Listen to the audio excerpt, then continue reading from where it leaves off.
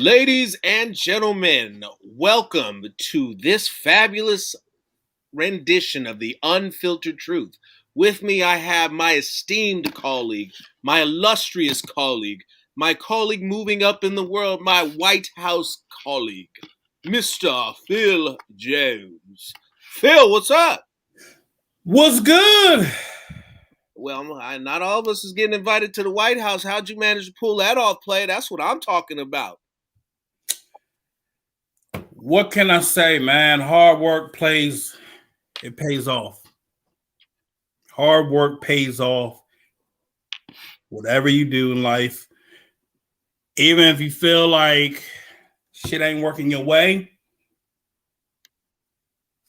God's always got a plan. Remember that.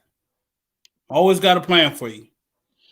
And all I can say is this: I'm grateful for that opportunity. I mean, I'm not done doing what I got to do with the White House for a few more times because I guess they're going to be getting accustomed to seeing me more now.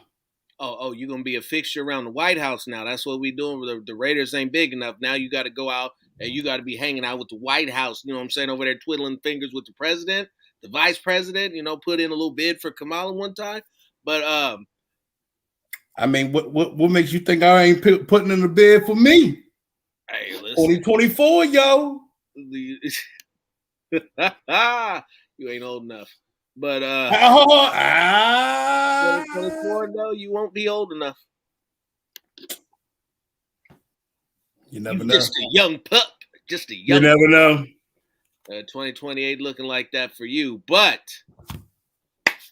Phil, the last week has been a doozy, to say the least. Yeah, it's been a shit show. We will get to the game itself, but we have so many other interruptions. I touched on Ruggs and spoke on that. Yeah. Would you like to touch on that real quickly, or should we progress to the next set of circumstances that are unfortunate? All I gotta say on his part: continue to pray for him.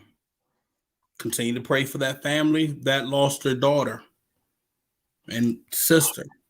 Continue to pray for Ruggs' daughter, his girlfriend, because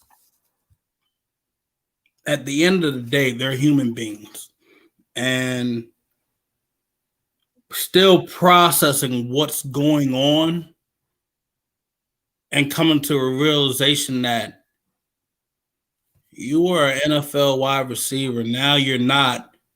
And now you're going to become a convicted felon that is going to be in prison for a long time due to the matter and due to the actions that you made.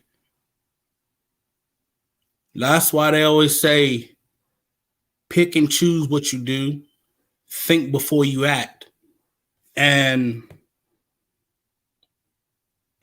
it's a hard matter. Nobody's perfect. We've all said that. In this situation, nobody is perfect. We've all done stuff where, I thought I could make it home, but you didn't get caught, or maybe you did, and you didn't get a worse situation as his. So we can't sit here and judge this man like, he's a really, really bad person or some shit. No, he made a bad decision. He's got to live with that. He's got to live with that to the day he dies. And like I said, at the end of the day, you guys have to think about your actions. I had folks getting mad at me because I put that video up there. One of the reasons why I put that video up there of the car wreck with the flame and all that, for some of you guys you got to look, we got younger folks that are around us. I know some of us know, like, no, I ain't doing that. I'll go get an Uber, or I have somebody be my designated driver. There are younger folks that are on our social media that will go out and do some stuff like this. I've seen it firsthand. I've actually lost a friend to that because you had someone around Ruggs' age going full speed and drunk and hit him right behind his motorcycle. And damn sure didn't survive that. Flew off his bike probably about 50 feet. Had to have a closed casket. You have to think any action you do, especially with the platform you carry, especially that you have a name to yourself. People talk about and see who you are. You can't do stupid shit. Matter of fact, no, I'm not going to just say just for athletes. I'm saying for every damn person around.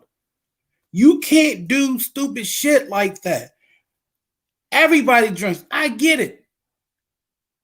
But at the end of the day, you can't be trying to drive home drunk anymore. You can't. We got apps now. We're in the 21st fucking century. We have apps. You have Lyft. You have Google.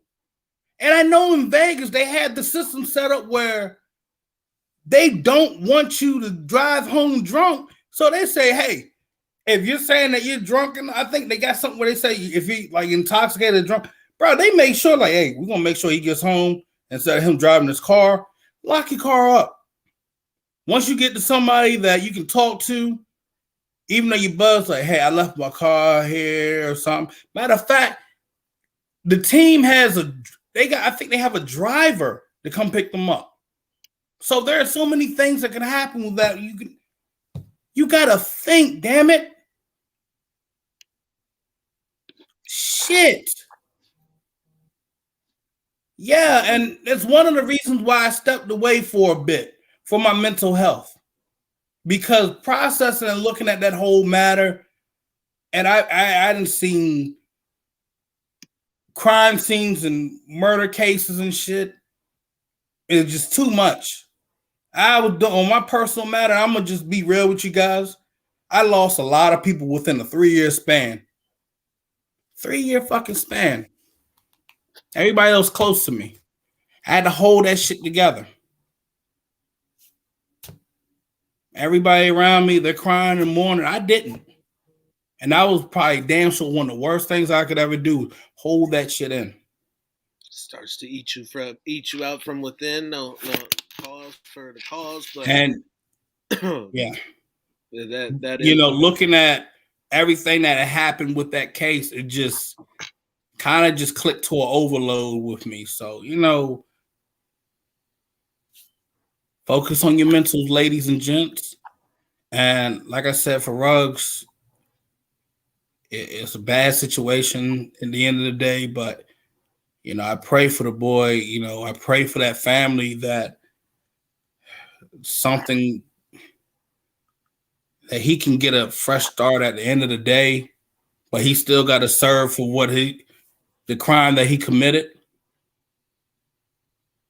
I hope that family can try to find peace in the end. So those are things I just look forward to. I know it's tough to try to find something bright in this matter, but you just got to try, No, without a doubt. And so let's switch gears to the next set of transgressions and moving right along to the Call of Duty hero, the pull up gangster, Mr. Damon Arnett himself. Having seen all of those things that have been going down and being at home with plenty of time on his hands for being injured, my man Damon Arnett here is pulling out the largest Call of Duty heavily attachment oriented submachine gun and threatening to murder people, one on social media live, and two after displaying his address and inviting them over to his home. Well, first things first, I managed to catch that, and all I can just think to myself is, What the fuck is going on over there? Now, I try not to cuss on this show because, you know, we've taken this brand to a whole different level. But I apologize for that for some of our new listeners. But what in God's name? Oh, that's good. Yeah. That's very good. Yeah, I was on that's with very Fox good when right they there. started Yeah. off at about 7,000, and they got up to about 20 before I got off. But to see that they're now closing in on 100,000 is a beautiful thing. And I sincerely and honestly, truthfully, from the bottom of my heart, hope that every single dollar goes to this woman's family, and that is not a scam.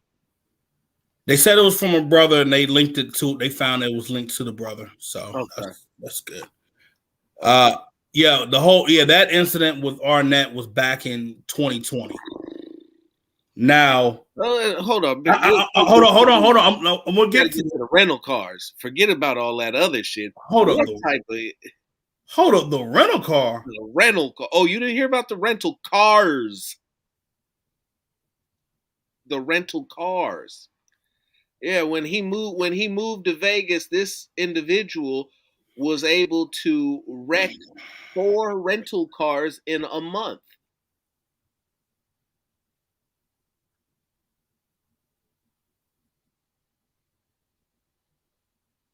Come again?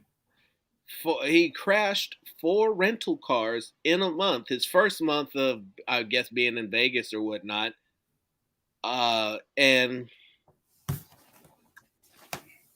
you know, I'm gonna have to say this, and I'm sorry, Mom, but stupid is as stupid does, and that man is stupid. And I try not to speak to people's mental states or where they are because I don't know what's going on. But no, it's not even mental state, bro. This is the generation behind us. They're not thinking. Not at all. This man Arnett run around the video thinking he Arnold Schwarzenegger trying to take on the Predator. You know what I'm saying? I see the Photoshop meme. They got this man looking like the damn Predator. So you got a rapping Predator hunter with a damn commando weapon. On a real, but can't hold up, but can't cover. You can do all this stuff. You can rap. You can carry your guns and threaten people, but you suck in coverage. Can't do the one. And ladies and gentlemen, am I lying? Am I lying? Can't do the one thing they pay you to do. You got drafted to cover a wide receiver. That's it. Now, I don't know. Maybe them concussions he had last season, maybe it did something to him because, you know, boom. Then rock that damn marble of his. So and it really, really had an adverse effect on the bars, Phil.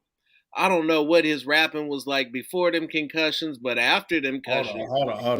His rapping was up there with A-Train. I mean, his rapping was probably bad enough to kill somebody if you had to listen to that for more than 2 tracks.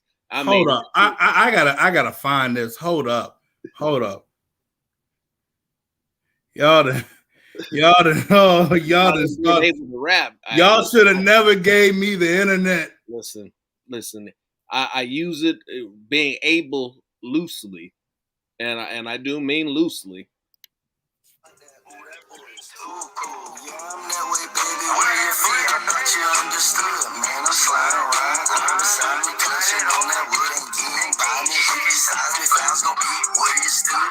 Why they trying that way like that nigga ain't crazy? Pulled up in the all map like a the windows down, little brothers get the stain. That's how we handle it. No does that shit I be contemplating. Boy dropping blast in his pussy ass snakes. I'm beating out the vampire blood, I'm claying. Why you? Hey, look, I would have cut his ass right off that damn video. Fuck the video. That whole rap, I would have cut him then. OG, this is the ultimate measure of non-gangsterism right here. When you are the knucklehead who's holding your gun in a way that you will turn around and mess around and shoot yourself or the house because you over here trying to play the role for your Twitter, for your social media fingers. I mean, that is inexcusable. And Hey yo! more than anything, that's what I got to learn. Hold on, I'm just gonna get off on a tangent real quick because I used to work in Oakland. I used to do some things, and what I would go and on the job, I would see these young bucks who had shot in the air and managed to shoot a cable that a Comcast cable, and I couldn't figure out how it was that they did it. But these knuckleheads are so busy trying to run and shoot, run backwards, No, and Phil. that's how they do it out here. No, I give you, I double that shit. When I did executive protection, I had I was looking at one of the security guards. He fucking walking down the damn hallway. This is during the weekend. One of the executives that just got done. What's up, man? How you doing? We just got done with a meeting. He went off because like we're over near BWI, so we already took him to the airport. I went back, grabbed my shit, and I come down looking at the hallway. The motherfucking guard got his gun out going like this. Y'all motherfuckers, hey, boom. Squeezed the damn trigger and shot right into the fucking ceiling.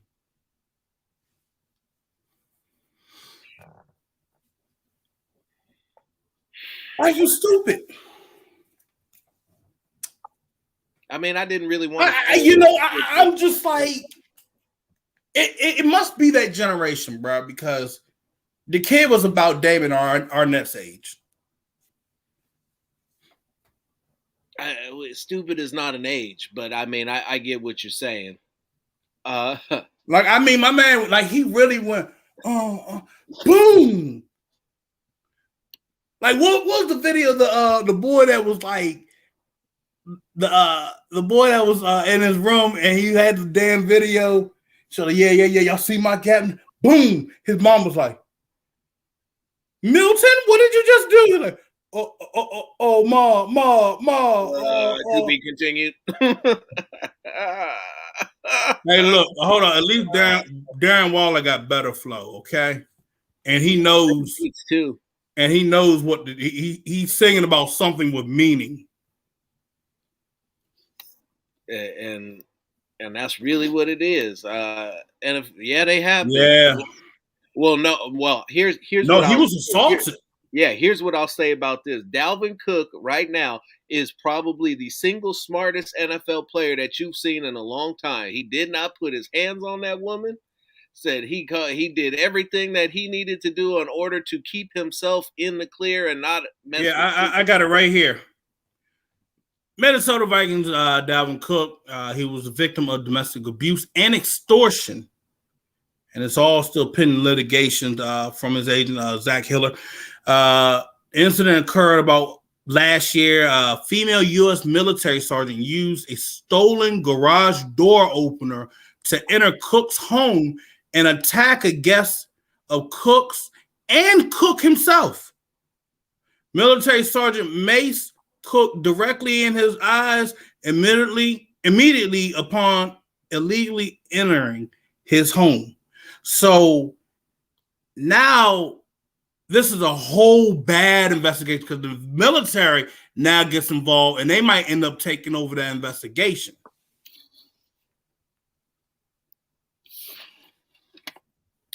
Still. Yeah. No, I know. And rightfully they should, because that, like I said, you just can't be rolling up in somebody's house and get to assault somebody. You just, especially with a stolen garage door opener. Now it is people are really getting out there with some of the wild things that they've been doing, and you just can't do it. You can't do everything that you want to do, regardless of what the situation is. Yeah. So that's a little bit off topic for us. Let's get to our final issue of the transgressions with Trayvon Mullen. Now, I'll go first because you and I have different opinions on this, and that makes for good radio, a good show. If you had just left it, if he had just left it at the comment about his friend eating a pie, uh, I don't really care about that. People put all kinds of weird stuff on social media, and that's not the worst thing I've ever seen. Let's be honest. What I do have a problem with is that the fact that this is what he's putting on with his Abby using his little baby girl. That is not Yeah. cool. That is not cool at all. And you don't see me doing that shit. So a lot of stuff. Look, you have a brand to protect, okay?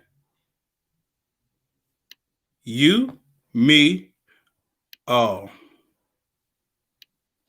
yeah, and yeah, definitely. All right, look, and I put it up on Twitter about, come on, man, Mullen, you don't go on your public verified account and watching your boy eating cat food. Okay? Seriously, you don't comment under that. And let's be real, everybody, if you have a job that, and most jobs nowadays, they do monitor your social media. So don't think that they don't. If your job, and you know that your job monitors your social media, do you think you're going to talk about something like that that you can talk about in the DM, or are you going to talk about in public? You're going to talk about it in the DM. That'd be the smart place to do that. You don't let everybody see that you're connected to that video because you commented on it, because public perception is they know that you viewed it. And when they see that you viewed it, well, in the public eye, they believe that you viewed it. And everything that's transpired within the past, 72 hours or so, is not a good look. And see here, hold on, no, fuck this. Let me educate you, sir. Let me educate you. Raiders PR has already seen it. Okay? Uh-oh. Yes, they have. Docs, what's up, baby? What's good? What's good, my brothers, man? What's good? Not much. Real quick, hold on, real quick. We got 50 people in the chat right now. No. What's that? We finna turn that up. Hold on. We finna turn that up. Turn it up. We about to turn it up. Oh shit! All the way to the highest heights, baby. You know how we do it. Hold on. We finna let me go ahead. I'm trying to go to the moon. Let me go ahead and share this. That last to the moon. You know what I'm saying? I'm trying to get a spaceship looking like a Cadillac headed straight to the moon. 20s knocking in the trunk and everything. Shout out to everybody, man. I fucks with it. Hey, real quick though, Jones. Yo. First of all, brother, I see you over there looking clean. Clean as all get up. You know, clean as a whistle. That smooth baby face. That smooth baby face. You know, hey, congratulations, man. I see you doing big things over there. The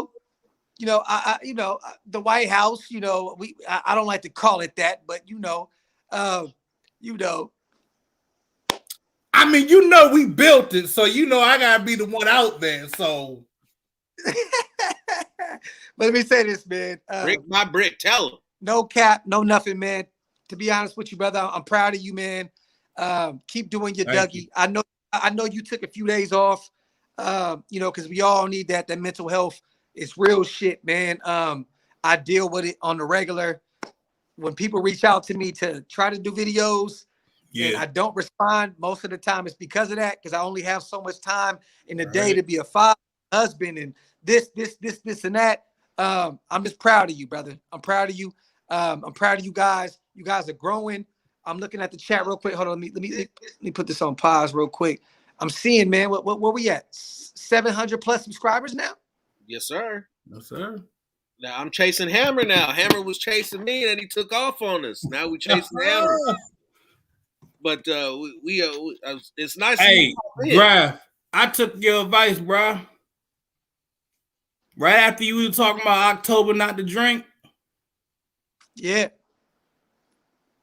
Didn't even have a lick. I love it, brother. I love it. I love it. You know, we need that. And sometimes we need to recharge. I'm gonna be honest with you guys. I'm sorry. You know, hey, look, it's November now. November, okay, so, it's November. But real quick, now that we got everybody in and we get finished going over all these Raider transgressions. Yeah, hey, I just shared it in the community. Nation, pull up. Let's talk that shit with our brothers, man, because this is what it's about. See, I don't understand, you know, when I came into this game, right? And I don't want to make this about me because this is all about you, brothers. Flowers to you both. I decided on making a channel, right, that can get big enough where we can literally place flowers on everybody that does what they're supposed to do. It doesn't have to be you talking about, it doesn't have to be always fake headlines and this and that and this and that. Just honest, brutal, honest shit, you know what I mean? With real people that know what they're talking about. And genuinely, bro, I respect both of you guys. Like, I don't watch everybody's shit. I don't. I'm sorry. I may go hit like, comment, but I watch you guys' shit, man, because I respect it and I love what you guys do, man. So, Nation, man, subscribe if you're not subscribed yet, man. Support these brothers, man. Look, the donation, the Venmo, all that. These guys put the hard work in, man. Bro, every time Phil Robinson pulls up to the chat, he got a baby with him. Every time. Yep. Daddy daycare type shit, bro. And he's still talking Raider shit with us. If that don't deserve at least a subscribe, I don't know what else does. I don't know how much more I can do, Graf. I don't know how much more I can do. You know what I mean? But yeah, Hammer hit 1,000. It's time that both my brother Phils hit that 1,000 mark. Not 1,000, 1,100, because they do so much work. Yeah, bro. You guys do so much work within the community that it's time to get paid. Like the freebie shit. Speaking of which, if you're in the DMV area, look, put all the sports shit aside. Sean Merriman, he has his coat drive on Thursday. And with everything going on with COVID-19, there's a lot of kids that need coats. There are some adults, young adults that need coats. It's going to be a cold one out here. So if you're in the area, please donate something. Donate a coat that you can't fit it, but you know it's still in some decent condition. Go on and bring it out there, man. It's going to be at Capital One. It's going to be at Capital One Stadium for College Park. Shit, I got a bunch of them. If we can some way figure it out, and I got a bunch of Raiders shit too that I can't fit no more that I would love to send out and donate to that. You know what? I got his publicist's number. I can give her a call tomorrow morning. Okay. Well, let me know, bro. And look, I'll put that over on my channel as well. Let everybody know. You know what I'm saying? Like, this is what we doing. Cold drive, whatever the fuck. I know in the East Coast, really cold around this time. And look, I'm out here in Dallas trying to figure out a way where I can do like a coat drive or something for the homeless because it's bad. Yeah. So, you know, my apologies, y'all. If shit keep stopping, it's AP9 blowing me up. We supposed to be doing some stuff in the studio right now. But yeah, I'm with my brothers, man. We talking that shit. Shout to everybody, man. Wipe them feet. Hit them thumbs up. Hey, so have you guys talked about Odell yet? What we doing with that? I was finishing up with Arnett's. Well, no, we were finishing up with Mullen's madness from the day. Yeah, so we rolling in the D-Jacks. You know, Yeah. Well, I seen the what's that called report where Zay Jones was still in front of Deshaun Jackson. What do y'all think about that? So I wrote in my second to last article, the one that I graded the Raiders offense and the wide receivers, I made a comment about how Zay Jones is probably the one receiver that I've seen who's gotten the least amount of opportunity to redeem himself. His situation out there in Buffalo was questionable at best, and he never ever got another shot past that. Now, Gruden has hyped him up. Carr has hyped him up. I've watched this man run routes for years be wide open. He don't drop the ball. He's got good to decent speed. He runs good routes, but he can't ever get a sniff. And he's continuously disrespected or getting a horrible pass thrown to him. And for everybody who said don't sleep on Zay Jones, I'm like, why would we be sleeping on Zay Jones? You two are the only two who can do something about it. Call a play for Zay Jones, throw Zay Jones the ball. So why the hell would the two of you be telling me don't sleep on him if you ain't gonna call his number and you ain't gonna throw him the ball? Zay Jones is always open directly in front of Derek Carr.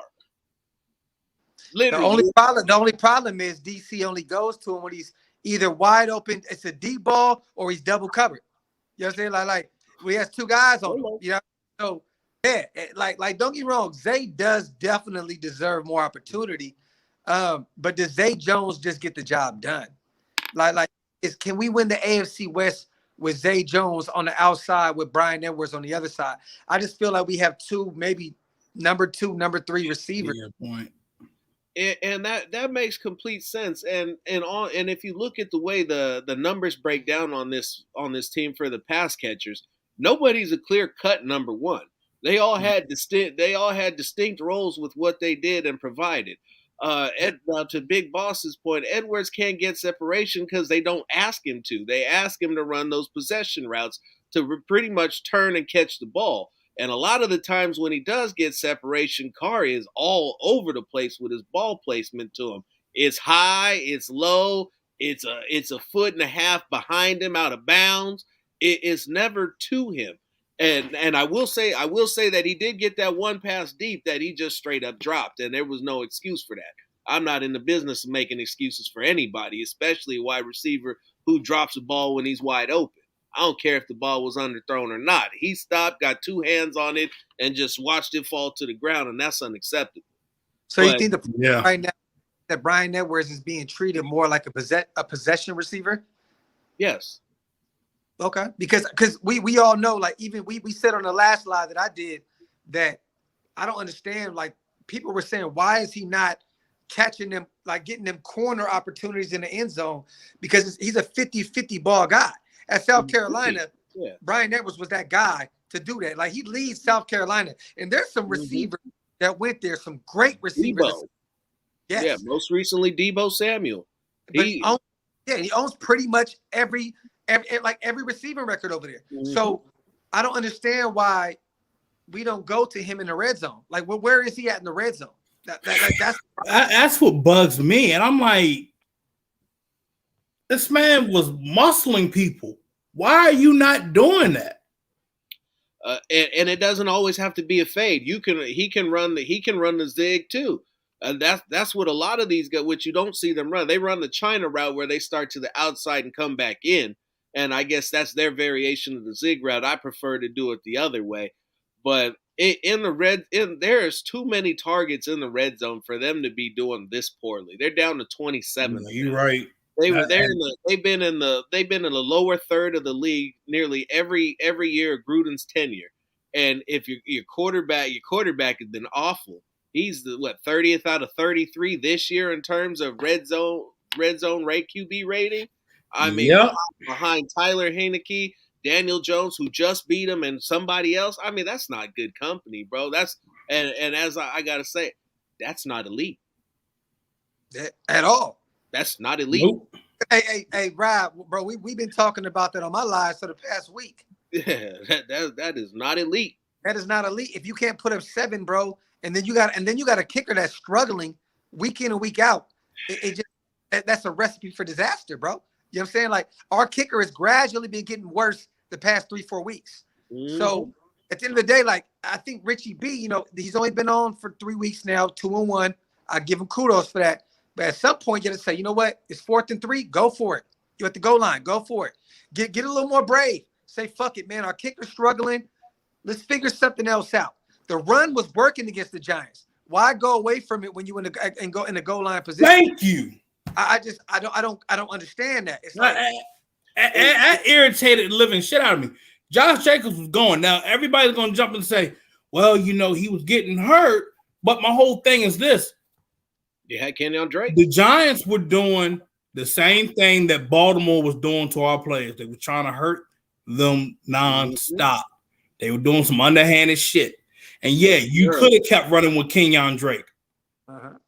Yeah, I think at some point he looked like he had got a little banged up too. But yeah, there was a lot of dirty shots. The one that shot AJ Cole took, it was like, bro, this is the punter. But you know what I like? Because AJ Cole sold that shit like a motherfucker. Yeah, he did. He had to. Bro, it hurt. But when he jumped up and ran off, it was like, oh, he was good. It was good. Yeah, he was fine. But yeah, he definitely took one right in the chin. AJ Cole, but even with him, he had a couple questionable punts as well.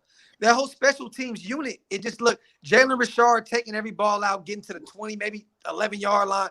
It's tough, bro. Like we got to do better, man. Like everything, like every great team that wins Super Bowls and gets to the playoffs consistently, they have a level of stability at every level of the game, right? Special teams, defense, stopping the run, stopping the pass, being able to pass, being able to run. And right now we're struggling in a lot of different areas. Special teams up to this point, we were really good. I think last week it was kind of like Brian Edwards a few weeks ago with that muffed onside kick. That low key had me like, what are we doing? You know, you know what I mean? But we have some things we need to work on. At this point, y'all, Ruggs is gone. We went through our week. Right. It is what it is. Move on, move forward. I've been preaching this on my live for the past week. I've lost about 50, 60 people in the past 3-4 years. And guess what happened? I had to go to work. I had to perform. I got fired. It is, and they didn't even lose him. He just lost his job. Like, you know what I mean? You can still call him. You can still go see him. At the end of the day, man, step up, move forward. This team, this fan base needs this more than anybody right now. This fan base is crying, just screaming. We first of all, we won a championship. But right now, we will take a playoff appearance. Like at this point, you know what I mean? Just give us something to be able to feed, just to move, to grow with. You know what I mean? Like, and all this shit, man, about this 2020 draft class, it hurts because, like I said, now you're looking at Brian Edwards. He don't look like a wide receiver 3 at this point. Like, real shit. And then you look at John Simpson, Richie Incognito comes back, he may lose his job. So what happens with this 2020 draft class? They may all be it may be the worst draft class you've ever seen in football history. Meek lost his job. Yeah. He's snaps. Now what? Look at that kind of stuff right there. You're just like, as much as we can say that Gruden has final say, but at the end of the day, that was still his pick, or that was his pick right there, or that pick. Mike Mayock has made those picks. He's basically 50-50 within what Gruden did. Because if you felt that you had the problem with Gruden Mayock taking Arnett, Gruden should have said, no, let's get Justin Jefferson. Yeah. If you wanted Ruggs and you wanted another receiver, which you wanted CeeDee Lamb, you could have went and got Justin Jefferson. Bro, could you see imagine how that's looking right now? Could you imagine Justin Jefferson and CeeDee Lamb on this team? Man, oh my God, look. I know, look, at the end of the day, I know a lot of people in here are from the Bay, so Warriors fans, right? Yes, sir. My Kings could have had Steph Curry. My Kings could have had Klay Thompson. I struggle with that all the time. Like Kawhi Leonard. We could have had all these guys. At the end of the day, yes, we all go through these struggles. We drafted Jamarcus over, who was it? Calvin Johnson? Yeah. At that, you know what I'm saying? We could have had another year. We could have Adrian Peterson. Like, it happens. But at the end of the day, what are you doing? Is your free agency class showing up as well? It's a two-way street. So go ahead. I think our free agency class has shown up better than what we've had from our draft class this year. Yeah. But you have to look at the previous ones when you got Terrell Williams, ass. Littleton under Gunther, ass. All these other shit. Who was our slot corner the other? I don't even want to mention his name anymore with the Jets now. Joyner. Joyner. Left out. Joyner. Ass. You know what I mean? So at some point, we need to figure out a way to balance this out. This year, man, we got Hobbs. We got Trayvon Mullen. Those are two very, very good picks that we got in this draft. Yeah. Outside of that, though, this draft is still suspect as fuck. Let's be honest. From that point forward, it could be really, really bad, or it could be, oh, okay, you know, we'll figure it out. Only time will tell. Free agency, Giannis, great. Giannis has showed up. Denzel Perryman. Gus Bradley saved this team this year. Yes, he has. Yes, he has. Gus Bradley probably saved Mike Mayock's job. No, for the time being. Currently, I don't see Mayock lasting personally. No. I mean, to this point, you know what I'm saying? Like, Gruden's gone. Gruden's the one that brought. Yeah, I see what you're saying. Okay. You know what I'm saying? But at this point, if we don't have Gus Bradley and this defense is terrible, say it's Paul Gunther's defense last year. Mike Mayock he's gone. Ooh. Please don't say anything like that ever again in the history of this show right here. I almost had a palpitation right there and got the shakes and was like, God, another year of Paul Gunther's defense. Oh! Only guy that ever figured out the Chiefs, man. Until the Titans did it. Titans did it. We gave them the blueprint, man. There you go. Keep a spy on him and drop back 8 in the coverage. I think. What's that? Okay. So I'm looking at this damn pick six here. I'm still doing my homework assignment. Okay. Damn, I need to get my fucking board set up where everybody can see this shit like fucking John Madden. Be like, boom, right here. You see right here on this play. Oh, yeah. Quarterback's eyes locked in over in the area we had Renfro at. Look, bro. So look. Don't watch the game. I said, Phil, don't watch that game. I tried to tell him. It was too late, man. Listen. I sat there and had 5 glasses of scotch, and I was like, we needed a couple more. Now, 5 was good. You know. Look, I got top shelf, homie. You know, it 5 was enough. It hits a little different. Like that's really when we get grown. If you need to get rid of that Taka vodka and all that bullshit. Don't do the 211s and the King Cobras and Mickey's shit no more, man. No. Top shelf. Because at our age, you can't wake up off that other shit. Facts. But let me hear. What happened, Jones? Tell me. All right, so I'm looking at this right now. You already had a corner in the coverage that they were running right here. A corner's already locked in on Derek Carr. This is the pick six, right? Yeah. Okay. All right. He's already looking at him. Okay. So it's already being communicated to the other corner. Okay.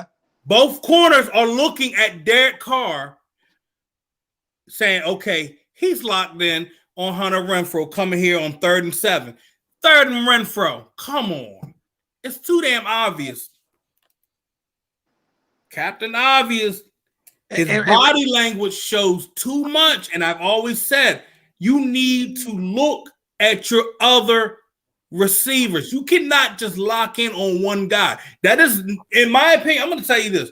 It's not the West Coast system. Because I've seen guys in the West Coast system look at other targets, move the head around, look left and right. You can't stay locked on one guy because there's always a safety or there's a corner looking at your movement. Watching your eyes. And Your Derek eyes is not a put you guy. in trouble.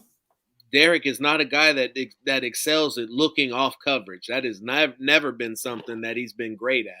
He likes to predetermine what he's going to do, and one of the things that you also saw during this game was a lot of disguised coverage, a lot of cover 3 looks, a lot of man looks, and then the safety would bail out just before he hikes the ball into a cover 2. That's ultimately how Now, it's been on the interception. I'll tell you this. When you saw Renfro break about what? He's getting ready to make his break to the left hash. If Renfro doesn't even do that, he's wide open. He could just do a hook right in there. He has the first down.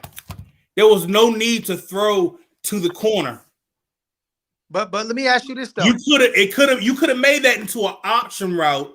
And I'm not saying, look, ladies and gents, this ain't Madden. This is actually a route tree that you have guys run. Yes. He could have made the option, and Derek could have said something and said, look, either first option we go stop right there and then break. Because I'm going to look either way. I can look. If I see you stop right there and I see nobody there, boom, I'm hitting you with a quick one. If not, go on and break towards the sideline. But okay, first of all, his name is Sterling Renfro, right? Yeah. So most of the time, defenses already know we're going that way. Right. But without Ruggs, right, you instantly, okay, like, oh, shit, you know what?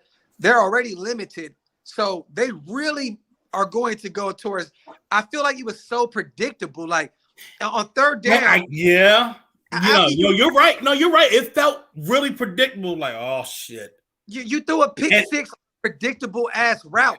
When me personally, I'm looking at Foster Renfro on third down. I'm looking at other options because I'm like, these guys have not been active yet. They wouldn't expect this move. Let's go to somebody that wouldn't even Kenyon Drake. Give him the ball. And you see what Kenyon Drake has gotten you when you've thrown him the ball. More importantly, if I can see it from my couch, especially when you send Renfro into motion that he's being double teamed, you should know that you need a different option. You should know that between Renfro and Waller being double teamed on third downs, that you're going to have to live with a back, Bryan Edwards or Zay Jones. Those are going to be your 3 and 4th options, or he's going to have to tuck and run. Now, Foster never had a chance. This is where it's about to get worse. Foster never had a chance with that ball ever. He never had a chance. It's about to get ugly. Oh shit! It's about to get ugly. So let me see. Can I toggle it now? Wait, what? Oh, here we go. Hold up. Shout out to everybody in the chat, man. Wipe them feet. Hit them thumbs up. That's 1, 2, 3, 4, 5, 6. Subscribe. Like, subscribe. Thank you all. 122 people in the live right now. Welcome to the Unfiltered Truth. Glad to have you all. What you got over there? Come on. All right, so all the film, the coach's film comes out tomorrow morning. I'm about to see. Tomorrow morning will basically show up top who was getting wide open. And the way these routes are designed right here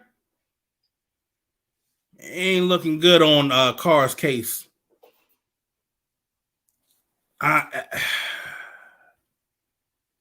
Here's my thing. And I'm not trying to, because I look, the Bills had a bad game too. And you look at Josh Allen being as one of the top quarterbacks in the NFL right now. But in this situation, this is literally year 8. Year 8 with you, bro. This is you with 4 years into the system. And you're still making the same mistakes like you made when you weren't fully understanding everything or fully grasping everything. But then again, you did say that you fully grasped the playbook after year one. So both INTs were unacceptable. yeah. And now, because you got folks that are saying that, well, Edwards isn't getting open. Zay Jones ain't getting open. That's not the truth, man. You don't want to pull up that tape and look at something other than the TV. Oh, don't worry. Don't worry. I'll have the tape up for everybody to see. Oh, y'all know I keep receipts. I know it's coming. Now, Infamous Raider posed the question: would you start Drake in the first half, second half, Health Jacobs? Yes, absolutely. I'd mix it up. I think if you start Drake early on, wear down the defense, like, because Drake does have strength. Let's not forget that. But with his speed, and you got a defense having to chase him down left and right, left and right, left and right. Second half, now you bruise them with Josh Jacobs just stiff arming you, trucking you, stomping you in the nuts. You know, that's how it works. Now, Q, I know you can see in the comments section, Q. Now, I don't need to see nothing. I don't need to say nothing else other than some of these comments in here that I've been watching go past. Now I'm like, now wait a minute, play. Now listen, it's one game. It's one game this season, but let's not try to act like this is something brand new. I'm just saying. Hey, I'm gonna be honest with you. That idea of having Kenya run the first half and that is, to me, that's genius. I got another one for you that's coming out in the article that's dropping tomorrow morning. Be on the lookout for Week 10 Red Alert from the Raider Ramble. Oh shit! This is big. Oh, you know this idea well, Phil. The red zone has been such a problem for the Raiders that maybe perhaps you need a new quarterback in the red zone. An RPO quarterback may or may not have ever scored in the red zone, especially when they have to continue to stress the defense and make the defense account for something that they're not used to, and cause them to stay in position just that extra little bit of second longer so that your receivers can get open or your running back can get open. When you look at the distribution of touchdowns in the red zone, the Raiders have ran up until this week that just passed, they had run the ball 8 times on the goal line and scored 5. They don't throw the ball down there. They don't throw the ball well down there because you said that Darren Waller could be the only man in the end zone and Carr still miss him.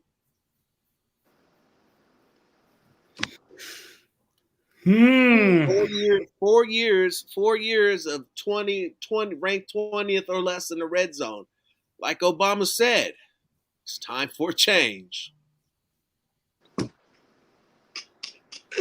Hey, bro. Hey, this channel's growing, man. Don't get it canceled before.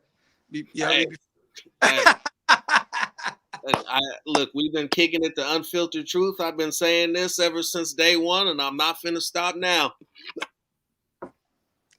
Look, hey, I feel you, bro. To be honest, everything you just said, you kept it funky, 100, and we over here at DOXENT, we completely free, brother. We completely. Yes, sir. All right. Now, Mr. Raider Way, just kick back. Tomorrow morning, it'll be out. You'll see. There you go. So Phil's solution will be out tomorrow. What? Because, like I said on my show, there's no reason you have an elite, right? And I put this in quotes, an elite quarterback. You shouldn't have to put another quarterback in the red zone to score. That doesn't make any sense. But your elite quarterback should not be in the 20s in red zone scoring. Yeah, that's not even middle of the pack. That's not even middle of the pack. No, you got an MVP that's in MVP conversations. But you got to put Mariota in the red zone to score? That's stupid. That make no sense at all. No, well, you would think in terms of him being elite, no. But I equate it to this. we've long been in this archaic mold of when you got a football team that's comprised of 53 men, right? Mm-hmm. 46 can be active on game day. Yeah. There's 22 guys on the field at any time, 22 starters, offense and defense. That leaves 24 guys that can contribute to your football team that for some strange reason you believe are better equipped to help you win a football game on the sideline. They don't do that. They don't do that in New Orleans. They use everybody in New Orleans. They use everybody in Philly. They use everybody in places where you see them have degrees of success, places where you've seen them win Super Bowls, places where you've seen them challenge for playoffs and go deep in the playoffs. But here with the Raiders, we don't do that because we got our 22 guys and we win with these 22 guys, and we don't want to see nobody else but these 22 Right. guys. Man, Look, let me ask y'all this before because my phone finna die. Let me ask y'all this: what does Deshaun Jackson do? What do you guys expect Deshaun Jackson to do? I've been drinking all goddamn night, y'all. Deshaun Jackson to do this week in prime time against the Chiefs? He's gonna get about 3 to 5 touches. He's gonna get his go right. He's gonna get a 9. He's gonna get a post. He should get either a jet sweep or a screen, and maybe they'll run a clear. They'll set him up to where they have trips on one side and him isolated on another, and they'll clear out that whole other side. And then have him run a drag and come across and be open underneath so that he can have room to run and get out of bounds. Because the last thing you want at this point is for D-Jax to be taking a hit. Yeah. All right. Just looking at Kansas City's defense, I give him about 4 catches, 78 yards. Like that. No house call? Oh, he gets a touchdown. I give him a 35-yard touchdown catch. I got it with an 80-yard bomb. First play? I'm not gonna go that bold, but I gotta set the 19, 20 somewhere and just took the top off the defense. Sorensen is ass.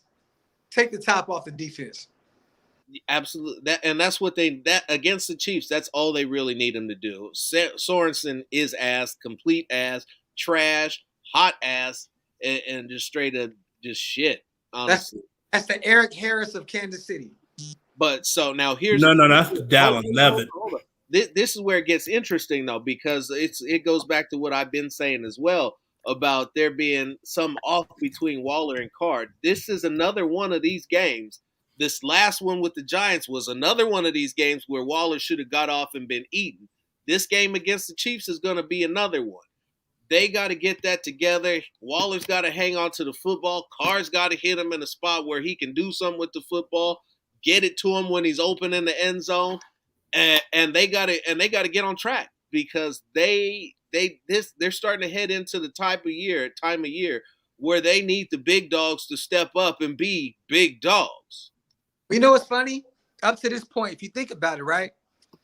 Every time Waller has played against a top 5 tight end in this league, up to this point, he's pretty much showed out. Mark Andrews, he got 19 targets. That was probably his biggest game, week 1, right? Yeah. We got Kelsey up. So we'll see. You know what I mean? I know him and Kelsey, they do the tight end, little woo-wop, you know what I mean? But this is going to be a game where both of them are going to be targeted a lot. And Kelsey is hurt right now, you guys. I don't know if a lot of people understand, like Kelsey's beat up. So this is a great time for Waller to pull up and show out. For real. So we'll see. Hey, Jones, let me ask you this before I get out of here. OBJ, where you going? Going with Green Bay. Okay. Going with Green Bay. I mean, think about it.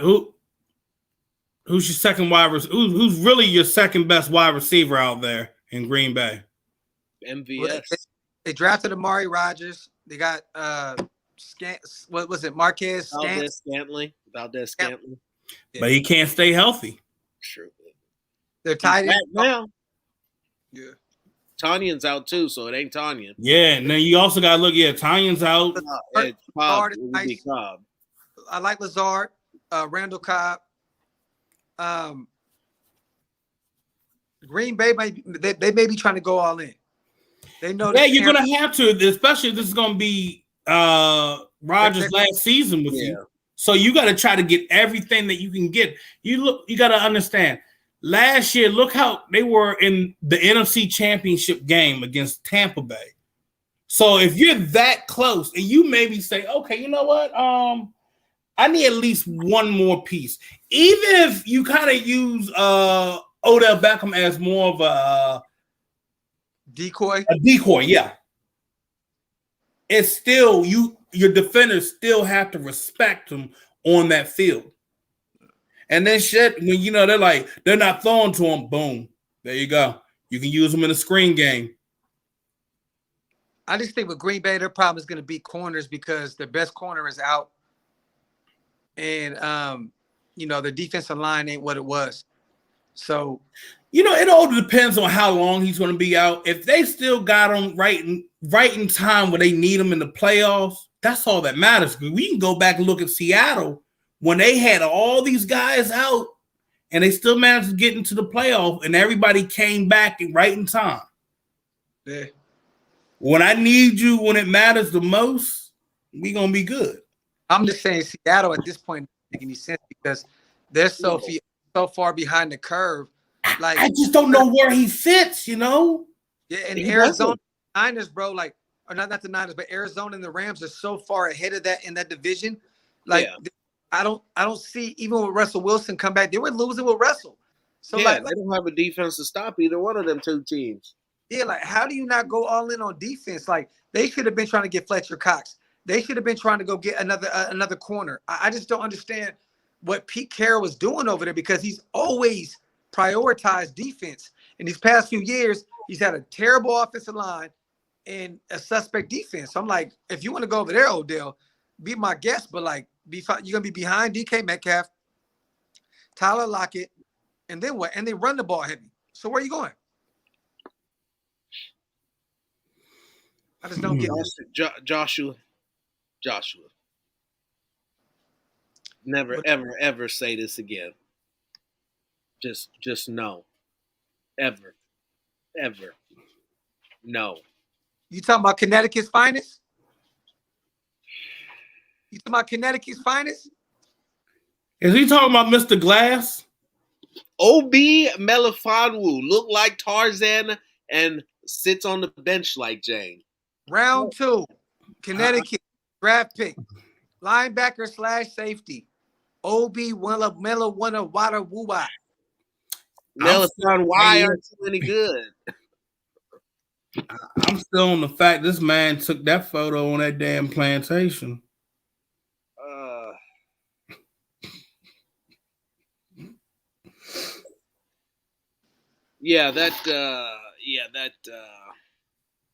Wowzers. Yeah, I'm gonna move on from that. So his brother cool, right? Yeah, his brother's all right. All right. I'm not gonna say he's cool. He's all right. He's a lot better than Obi was, but it's not really hard to shake that up. Bro, we really drafted Obi in the second round, bro. Yeah. Oof. We really drafted Jahad Ward in the second round, yeah. The follow up. Oof. Bro, there's a lot of oof in this D. We really grabbed. Foremost, let's hit that with a pause. Yeah. That gets the pause right off the bat. Josh, all I can do at this point is encourage you to continue listening. We will get you. We'll straighten you out, bro. That's not it. Just go ahead and just abandon ship on that. Obi Melifonwu went to New England. They couldn't use him. He went someplace else. They didn't want him. And I mean, I can't even begin to say about how much of a daffodil he was with the Raiders. So I mean, that's really all we need to say about that, and keep that pushing. Hey, I love you, my brothers. I got to get up out of here. All right, man. Thank you for stopping by. Appreciate you. No, I appreciate you guys, and like I said, man, I'm very, man, I'm proud of you guys, man. Keep doing your thing, bro.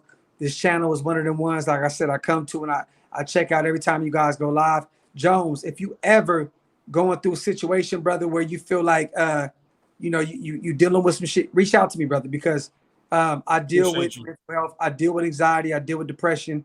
I do mental health Mondays on my channel. I haven't done it in a few weeks. But if you would like to reach out, brother, like, you know what I mean? There's no judgment, no none of that. I deal with the same shit, King. You feel me? So it's nothing against nothing, brother. I just know that we all go through our shit and we all deal with it in different ways. Just know that you have somebody over here, brother, like your brother Robinson, man. Like, just know I got your back, King. If you need to talk about it, man, reach out to me, brother. For real, for real.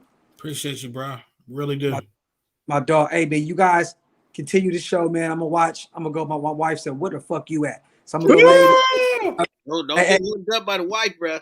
Yeah, we finna go finish this Yellowstone season 4. Oh, bro, hold on, bro. Show right there, bro. Hold on. Yeah. And we got an episode of. Listen, don't get this man caught up with his wife. He ain't got time to hold up. He got to go. I don't want to see her. I know. But I'm talking about real quick, Yellowstone. Real quick. Are you on the first part or are you in the second part? Oh no, to be honest with you, bro, we have one more episode on the fourth season. We already watched everything. You gonna like these 2 first episodes, bro. I'm on the second of the first 2 episodes in the fourth. Oh, so the first one was insane. That they let everything unravel. I was like, oh shit, like bro, they wilding right now, bro. You gotta see how my man going, kid, man. Oh yeah, no, I'm gonna have to go pull that up. I'm all excited now. I seen Lil Rip a little bit. I seen Lil Rip. It's lit, bro. Hey Jones, you know what I'm talking about. I seen Lil Rip. So yeah. I just gotta finish it. We fell asleep at like 2 a.m. We was like, my brothers. Hey, I love you guys, man. I appreciate you guys, bro. I need both of y'all on my channel at one time. I don't think I had both of you. Oh yeah, we had we did it once. Yeah. On a fan Friday. Yeah. So next time, man, I want to bring you guys on together, man. Just without a million other motherfuckers, and let's talk some football. You feel me? Yeah, right. My dogs. Everybody, hit that subscribe button, man. Let's go. 1,100. My brothers can get paid off this shit. Please. All you got to do is just hit the subscribe button, and 2 brothers can get potentially paid off YouTube. That's all it takes. You know what I'm saying? 1,100 subscribers, and boom, my guys can get paid off of what they're doing. And guess what happens with that? When you start getting paid, you start putting out more content. Yes, you do. Yep. It's amazing how that works. You get more of Phil and Phil. There you go. More unfiltered. Nothing but the truth. Man, I love y'all, man. Y'all do your Dougie, bro. For sure, I'm going to watch it from the bed. Right on. Take care. My brothers, man. Y'all have a good one. All right, bro. So now with the moving forward, we got Kansas City on the docket. How do you subscribe to Robinson? It's a tandem thing, brother man. Just hit the Unfiltered Truth or go to my YouTube page, Philip Robinson III, I believe. Now, question: how do I feel about our Raiders working out 2 wide receivers today? The one that I liked the most was Marquise Lee. I think that Marquise Lee can do a lot of the things that they're looking for in terms of a replacement with D-Jax. He's younger. He's a little more able-bodied. Maybe not quite as fast, but fast enough. Phil feels that Josh Reynolds is the guy for us. Yeah, I think he'll be a better option. I mean, I look at the performance he had with the Rams. He came in a clutch moment, especially for a guy that, in a way, that's kind of similar to how Derek is. I think Josh Reynolds would work better versus you looking at Jalen Strong that hadn't, or Lee that hasn't played in how many years? 2, I believe. Yeah. I'd rather go with someone that's fresh, that already knows what to do. I think he would be the better option in the situation. And he has the speed, and he could be a direct, immediate impact that we're looking for. Just like adding him and then also adding Deshaun Jackson out there. I mean, hey, your rotation be working on point. No, absolutely. And one of the things that we got, so they have Zay Jones listed as the starter over D-Jax, and that should be the case because D-Jax is just getting in here. I mean, he's not going to know the offense. He's not going to know anything that they got going on. So he's only going to get a package going this year. So this week, excuse me. So in terms of trying to run a regular offense and executing in anything but gimmick type situations, you're going to see Zay Jones. Now the question is how well is Carr going to use him? Because Zay Jones can go out, he can get open, but he can't throw himself the ball.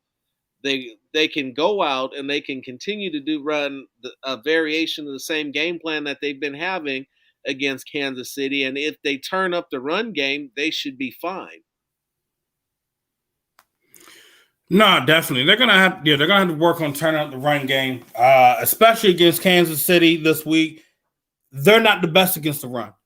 You have arguably two of the best running backs that came out of Alabama recently that is active. Not saying,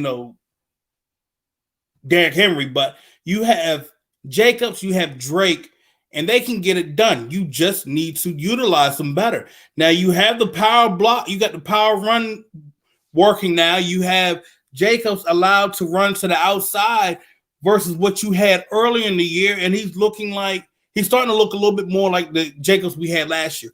They're going to have to work on using him a lot more if you're not getting anything done with your passing game. After what I saw him that he was able to do on Sunday, I'm like, why are we not seeing any more of this? You're going to need to do it. The next thing is this. You got to see what else you can do with your other receiving threats. I don't see anything, and the main problem is your red zone. I don't see anything going on with Foster Moreau within your red zone. I don't see it. He's not even on the field except for blocking. Am I overthinking this? I'm like, why are you not seeing him? Because if they're not running the football, they're only throwing out a couple routes. They're throwing outs to Hunter. They're throwing to China to Hunter. They completely ignore the wide outs. They're not throwing a fade. They're not throwing a fade to Edwards. Ruggs was pretty much unused in the red zone. I still to this day can't understand why why they never gave him a jet sweep, but that's neither here nor there because he's no longer there. Red zone should not be that difficult. It's not. You're not overthinking anything. It's just that it's so simplistic that it's almost kind of like to the point where it's insulting that they don't do it. Like you could try to tell me that you guys are the smartest guys in the room and on the field. You could try to say that you've got it's because the line's not blocking. Woo. Listen, it goes back to what I said when Docs was here. It's like if you're having a problem executing your regular offense, bring in Mariota and run RPO. There's no reason why you should have a guy who's much better in one particular aspect when it's clear that your other guy is struggling.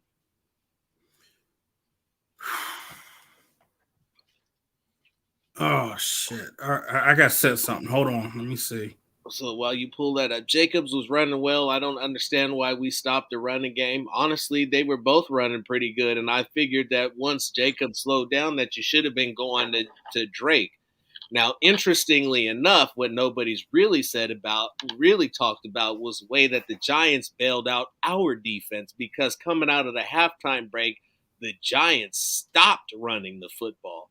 And they were running all over the Raiders. That Devontae Booker with that backside cuts was just, they had nothing for it. And that's one of the Achilles heels to Bradley's defense is the fact that in this 4-2-5, if you get zone running, if your guys are even over pursuing by an inch, that backside cutback there's going to be nobody there at all.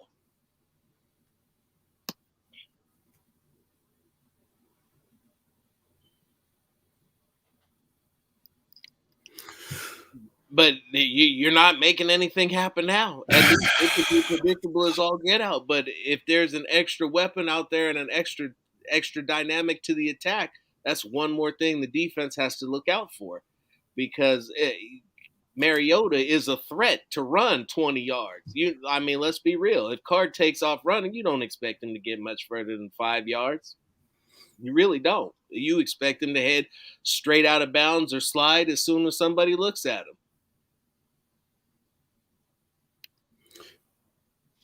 This is what Phil, you remember what I was saying? There was something that was not fitting so well with me with what we had spoke on earlier. Mm-hmm. I'm going to highlight it to you, and then I'm going to send it to you.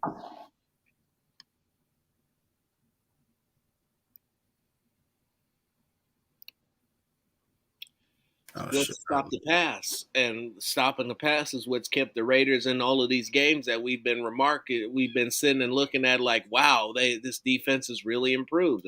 They play the pass, and the offense, when the offense is clicking, can get teams to a point where they stop running the football because they got a pass to keep up and to try to get back into it. Oh, fuck. Here we go.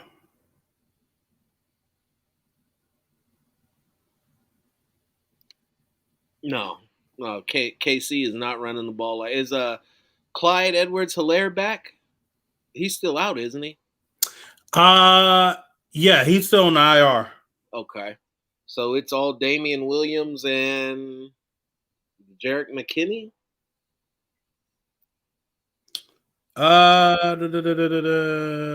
And they got one other guy. I forgot who it was. Oh, Frank Gore's son. Is that who it is? Yep. The inconvenient truth. Oh, speaking of Frank Gore, he's supposed to be fighting Deron Williams. Fighting. Boxing match. Interesting. I know, right? Funny as hell. That's actually news to me. I'd have to go back and check into that.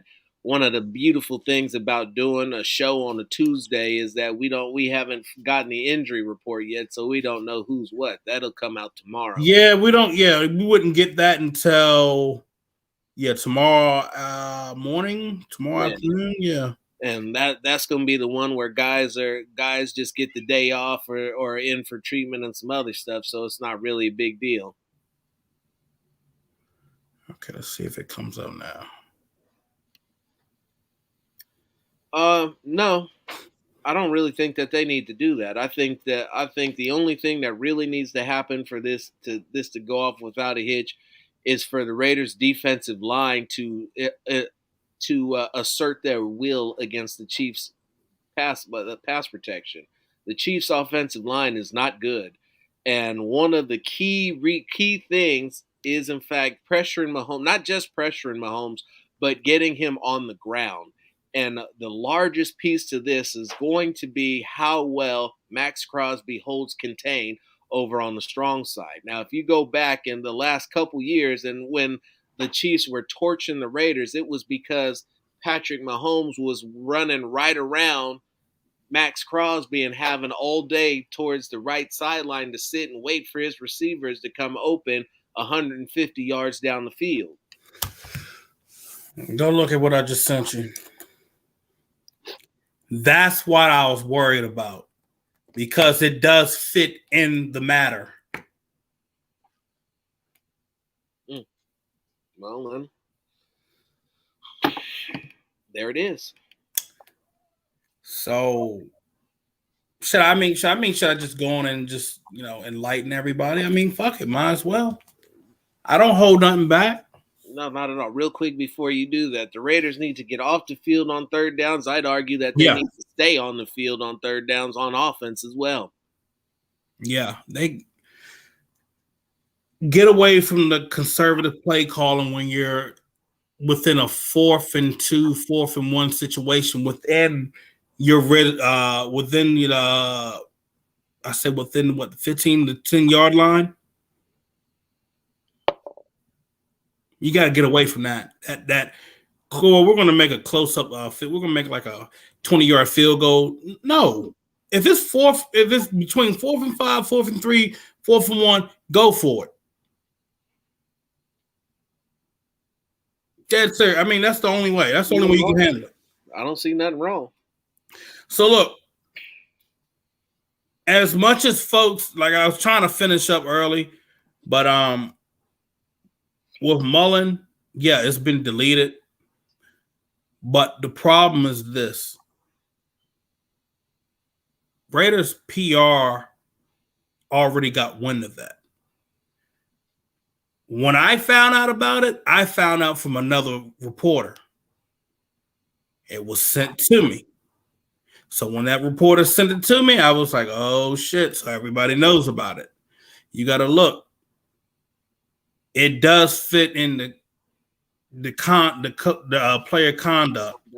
So conduct that undermines or put at risk the integrity of the NFL, NFL clubs, or NFL personnel, that would be under that. That's what bothered me when I saw, like, oh shit, you done did it. Mullen didn't use his burner account, and he's over here commenting under porn. Everybody has a conduct, and you know, there's some folks say it doesn't matter. Porn's not illegal. It's not that it's illegal. It's inappropriate, especially under a public platform. Yep. You don't dive into watching that kind of shit, especially when you got your daughter in your profile pic. It does not look good. In matters like these, look, you see everything that was going on with your teammates. You saw what happened with Arnett. Come on, man. You got to try to stay out of the news. And everybody that thinks that nobody was going to see it, you were going to see it the next day on somebody else's platform. It's the internet. Everybody's going to see everything. Every day. So if you think somebody's not going to see it, then you really need to educate yourself. These men, they are men. They are grown ass men acting like they're back in high school. You got to use your brain. You need to think. And if you could say, well, you know, maybe he was just commenting, talking to his friend and all that. The thing about it is this. You shouldn't have did it in general. You should have went into your friend's DM and said, bruh, well, you don't handle your conversation there. Yep. But out in public, it's fair game. Am I wrong? Anytime you see somebody's A and B conversation that's out in public, everybody's going to try to jump into shit. Oh, am I lying? Oh, not at all. And DMs aren't even safe anymore. Yeah, no shit. DMs used to be safe. That's not even safe anymore. Know who's in your DM. Definitely need to know who's in your DM. And trustworthy. Don't even need to just know them. Like, y'all have to understand, it's not what he said. It's under the grounds of you're being associated with it, Josh. So he didn't really, he just laughed and then just kind of added like oh, nah, fam, that kind of shit. But the thing of it is, when you associate yourself under that comment, it's the perception of the matter where folks are like, Ooh, whoa, this don't look good, dude. Not at all. And you got to look at this in a business perception. If I'm upper management for the Raiders and I'm seeing this, or no, take that back. If I'm the league and we're trying to, welcome in more females, we're trying to welcome in more women to the game, to the sport, and you're putting something up like this that's connected to your Twitter account, that's not a good look.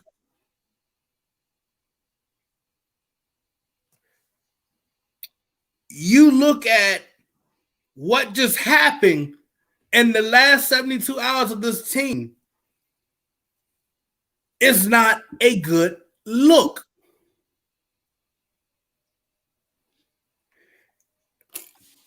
I'm going to blow everybody's mind right here. Y'all ready for the real truth? Everybody ready? Everybody buckled up? Buckle up, ladies and gents. Tighten up them butt cheeks. Because you know what? It's not Vegas. Gruden is gone. Gruden actually kept these boys in check. Because Gruden stepped down, have you noticed that all of this crap has been coming out? You notice that these guys have been out of seem kind of like running around. The kids are just having fun today.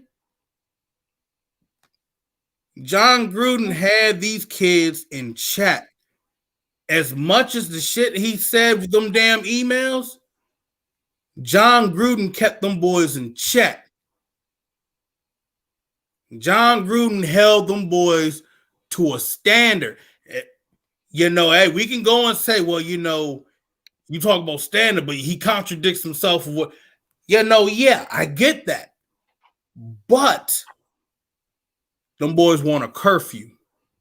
He understood the Vegas nightlife.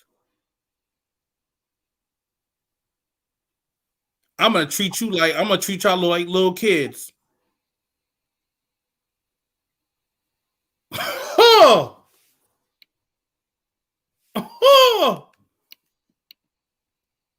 Hold up. Surprising. I gotta see this. Not surprising.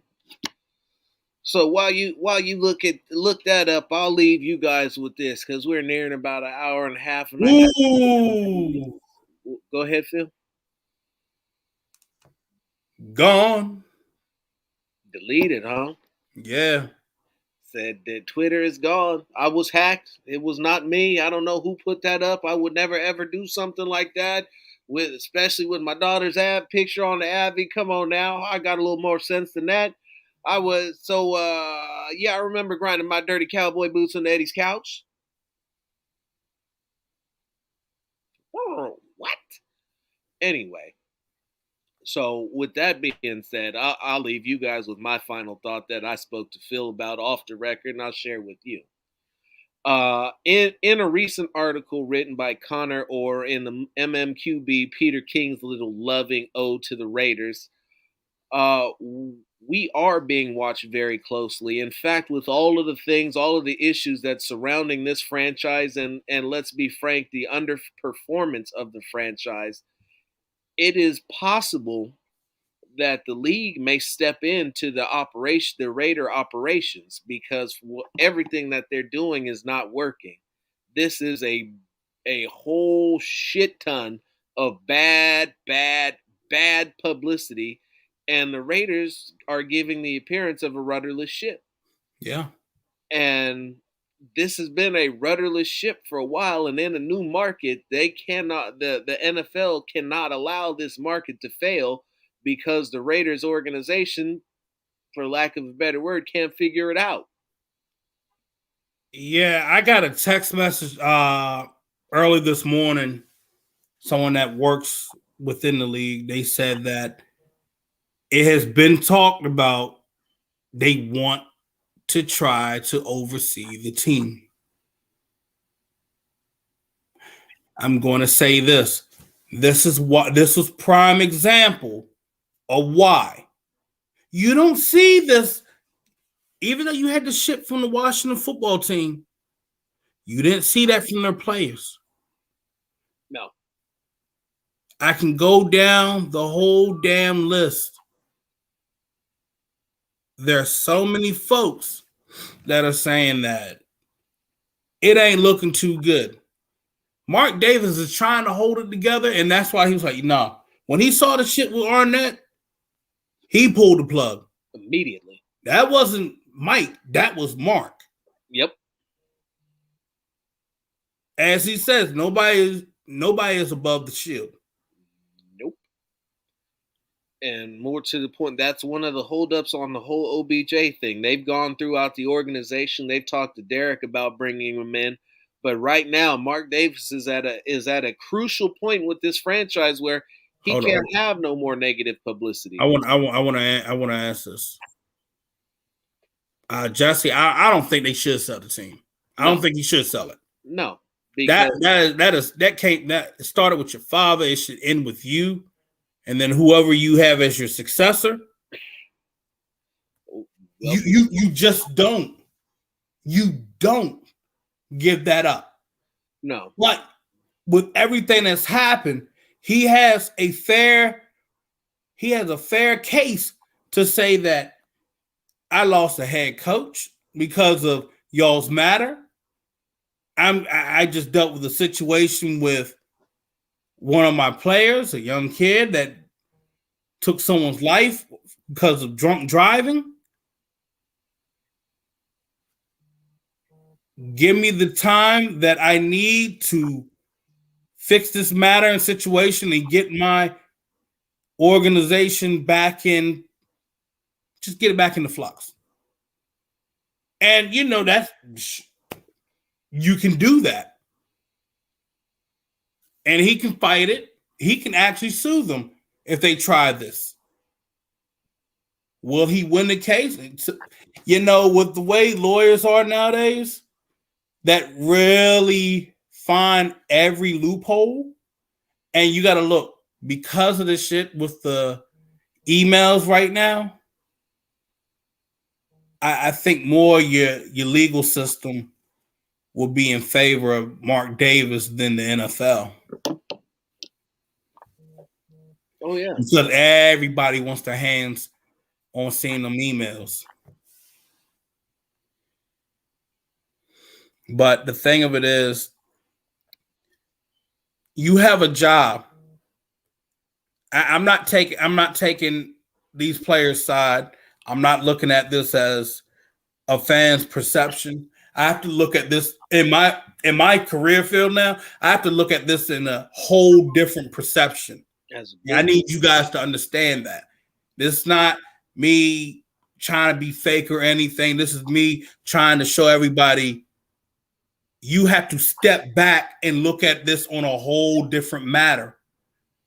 If I'm your boss, let's say if you guys are working for me and we have a corporation and you're going on your Twitter account doing some stuff like that, do you think you should be reprimanded for it? Because people can look you up and see what job you have if you have your LinkedIn connected. So I'm gonna end up getting it back from HR saying, we have a problem with such and such doing this.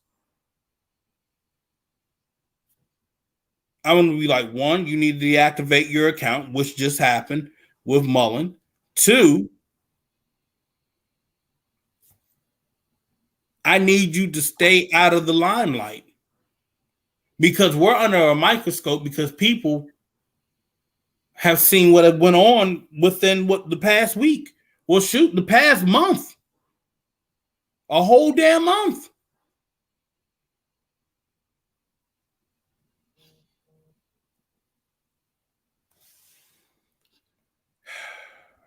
Clearly, you don't understand a bigger picture. And that's okay. The bigger picture. There's a bigger picture to things. You need to step outside the box and really view it. This ain't fake news. This shit ain't bullshit. This shit is happening. This is something that could happen to any kind of organization. We don't particularly care about. No, I don't think Mullen's going to be released. He's not going to be released. But the thing of it is, it just looks bad for a brand. That's like if black guy. Like me and Phil, we have our brand right with the Unfiltered Truth. Y'all got video of me running around butt naked and all, and that gets put out there. You know how bad that looks for us? Looks bad for him because that's attached to his name. Or if he did it vice versa, it's attached to my name. Some of the stuff that I do.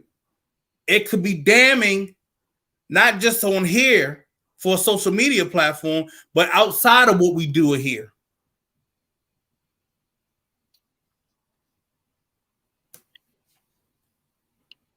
Go read. Monday Morning QB, Connor Orr, just came out yesterday. Okay, so if you're late to the matter, there was a video on social media, on Twitter, where a guy is, he's having sexual intercourse with this girl, or he's just eating the kitty cat. All right. And Mullen's commenting under it. Now, everybody can say that, well, he's just commenting under it. It's considered guilt by association. And under, I'm going to say it again. I want everybody to listen right now. You don't comment under anything that is pornography on your social media. You don't do that. I will repeat this one more time.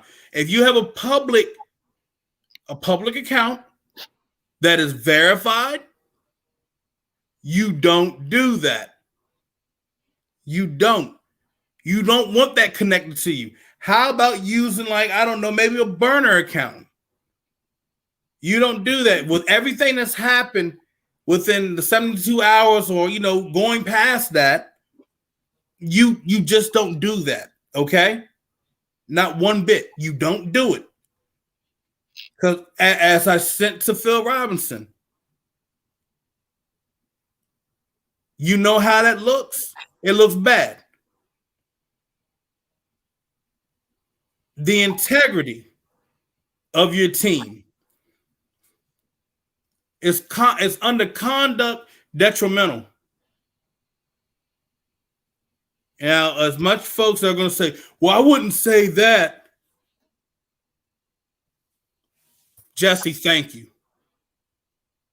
Frank, Trayvon Mullen commenting under somebody's video that's basically porn, and it doesn't look good. You don't want that attached to you. You don't want to comment under that. You could have DM'd your friend on that. That's the thing. You don't, with everything that's going on around the team, you don't want that out in public. And it does fall under conduct detrimental. The conduct that undermines or puts a team's integrity at risk, or the NFL or NFL personnel. You should care, especially with everything that's been going on. That's what I want you to understand. Something like that. Let's say you did that and your job found out. What do you think is going to happen? I want you to be real right now. This is not a joke. Yeah, I want you to take all the laughing matter out. No, hold on, Phil. I'm sorry, but this kind of shit, I've seen too many folks get fired under this dumb kind of shit. In my opinion, yeah, it is dumb because we all watch this shit. Yeah. But the fact of the matter is, you don't do that on your platform like that with a check mark. You don't do that kind of shit. You don't. Because what's going to happen next?